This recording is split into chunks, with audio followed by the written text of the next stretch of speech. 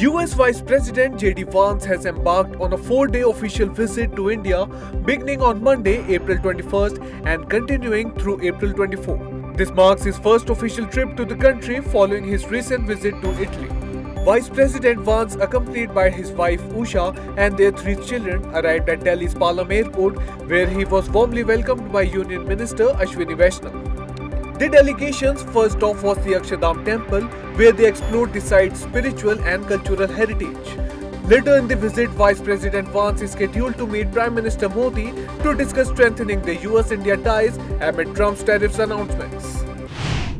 After repeatedly criticizing India's institutions on foreign soil, Congress leader Rahul Gandhi has once again attempted to tarnish the nation's image. During his recent visit to United States, he alleged electoral fraud in Maharashtra, claiming there's a serious problem with the country's election system and accusing the Election Commission of being compromised. He pointed to the addition of 6.5 million names to the voter rolls in Maharashtra just 5 months before the assembly elections.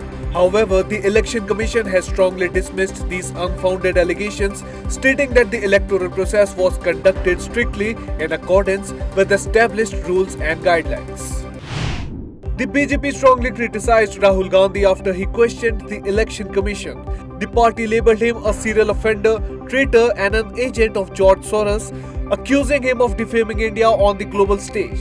BJP leaders Sambit Patra and Shehzad Poonawalla claimed that Gandhi's remarks were an attempt to humiliate India and distract attention from the National Herald case. The Supreme Court, while hearing a plea for president's rule in violence hit West Bengal, remarked on concerns of judicial overreach, noting it cannot direct the president. Justices B.R. Gavai and Augustine Massey cited allegations of encroaching into executive powers. Earlier this month, the court used Article 142 to clear 10 pending Tamil Nadu bills and directed the President Act on bills struck with governors within 3 months, marking an unprecedented judicial intervention. In a shocking turn of events, former Karnataka DGP Om Prakash was brutally murdered by his wife Pallavi at their residence in HSR Layout, Bengaluru on Sunday. The 68-year-old retired IPS officer was allegedly stabbed multiple times with kitchen knives following a heated argument. Reports suggest the confrontation intensified during lunch, with Pallavi reportedly sitting in silence for 10 minutes as her husband lay dying. Investigations indicate a possible property dispute as the motive behind the crime. Pallavi, who has been suffering from schizophrenia for 12 years, has been arrested and charged with murder. Her daughter Kruti was also detained in connection with the crime.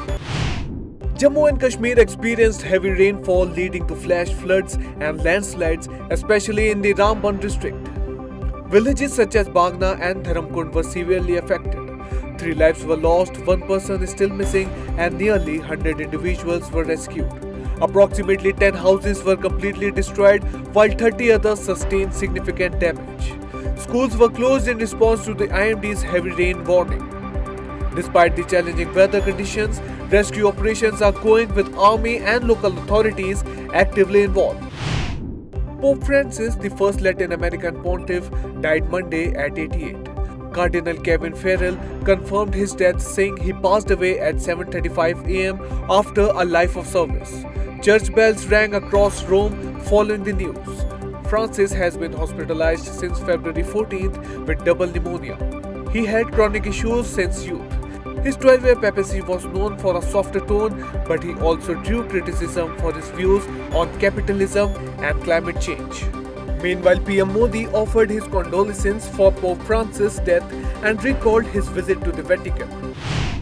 Recent reports indicate that US Defense Secretary Pete Hegseth is under scrutiny for sharing sensitive military information in a private signal messaging group, which reportedly included his wife, brother, and personal lawyer. The group, originally formed during his confirmation process, was allegedly used by Hegseth to disclose critical details about airstrikes targeting Iran-backed Houthi terrorists in Yemen. Sources suggest that military operation schedules were also shared, raising concerns about Hegseth's use of unclassified communication channels. The Pentagon has launched an investigation into the matter as political backlash intensifies, with growing calls for Hegseth's dismissal.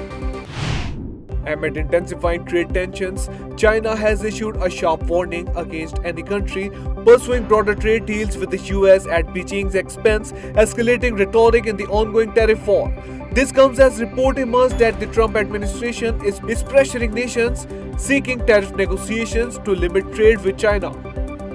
While President Trump imposed a blanket 10% tariff globally, Chinese goods face duties up to 145%, prompting Beijing to retaliate with 125% tariffs.